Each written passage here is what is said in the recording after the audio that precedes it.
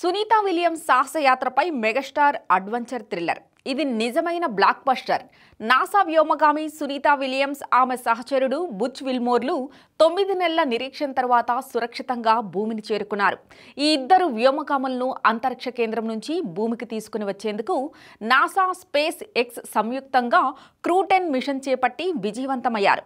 International space station నుంచి మంగళవారం తిరు ప్రయాణమైన Sunitha Williams భారత కాలమానం ప్రకారం బుధవారం తెల్లవారుజామున 3:27 ఫ్లోరిడా తీరంలో సురక్షితంగా ల్యాండ్ అయ్యారు. వ్యోమనౌక మొరాయించడంతో 9 నెలలుగా అంతరిక్షంలోనే ఉండిపోయిన సునీత విలియమ్స్ దివి నుంచి భువికి సురక్షితంగా చేరుకోవడంతో దేశవ్యాప్తంగా ఆమెకు స్వాగతం పలుకుతున్నారు. ఈ సందర్భంగా మెగాస్టార్ చిరంజీవి సునీత విలియమ్స్ కి స్వాగతం పలుకుతూ ఇద్దరు వ్యోమగాములకు భగవంతుడు మరింత శక్తి ఇవ్వాలని, ఇది నిజమైన బ్లాక్ బస్టర్ అని కొనియాడుతూ ట్వీట్ చేశారు. సుదీర్ఘ నిరీక్షణ తర్వాత దివి నుంచి భువికి చేరిన సునీత విలియమ్స్, బుచ్ విల్మోర్లకు స్వాగతం. ఇది ప్రపంచ చరిత్రలోనే చారిత్రక ఘట్టం.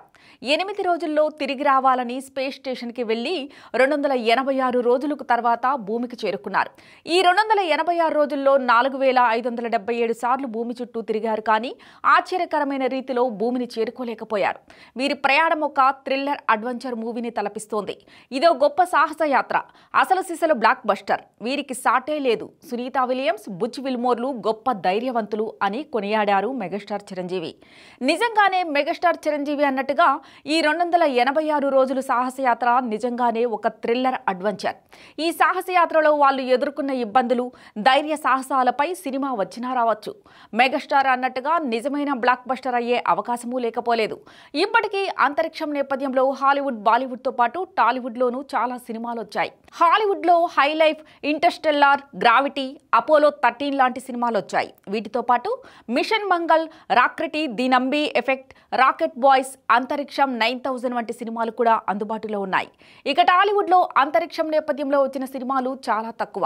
వాటిలో వరుణ్ తేజ్, అదితిరావు హైదరీ నటించిన అంతరిక్షం 9000 KMPH ఒకటి. హై టెక్నికల్ వాల్యూస్తో రూపొందించిన ఈ సినిమా 2018లో విడుదలైంది. విమర్శకుల ప్రశంసల్ని అయితే అందుకుంది, కానీ బాక్సాఫీస్ వద్ద బ్లాక్ బస్టర్ కాలేకపోయింది. ఇప్పుడు సునీత విలియమ్స్ సాహసయాత్రపై మన టాలీవుడ్ అగ్ర దర్శకులు గురిపెట్టి బ్లాక్ బస్టర్ కొడతారేమో చూడాలి మరి.